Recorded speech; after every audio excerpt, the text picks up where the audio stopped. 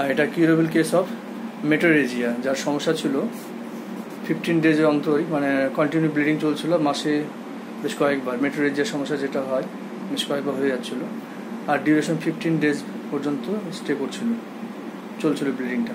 তার সঙ্গে dysmenorrhoea which was unbearable pain. তো এটা ট্রিটমেন্ট দেওয়ার পরে এই সিমটমস দেখে এই হেলথ, আর টাংটা একটু জিপটা দেখি তোমার, এই ড্রাই টাং, যথেষ্ট ড্রাই টাং আরও ছিল। তো একে আমি গত মাসে মেডিসিন দিয়েছিলাম সিমটমস বেশ করে উইন্ডফ্লাওয়ার 200 প্রেসক্রাইব করা হয়েছিল ফরওয়ার্ড বাই নিহিলিয়াম। এখন বলছে প্রায় 1 মাস পরে, গত মাসের লাস্ট পিরিয়ডটা কবে হয়েছিল? 3 তারিখে, তাই তো? 3 তারিখে, এখন আজ 6 তারিখ হয়ে গেল, 5 তারিখ হয়ে গেল, এর মধ্যে পিরিয়ড আসেনি।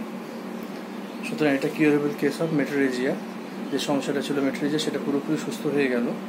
তাতে কি হয়, পেশেন্টের হেলথও ইমপ্রুভ অটোমেটিক হবে, আর তার সঙ্গে তার স্কিনের বা শরীরের পরিবর্তন যথেষ্ট দেখা দেবে।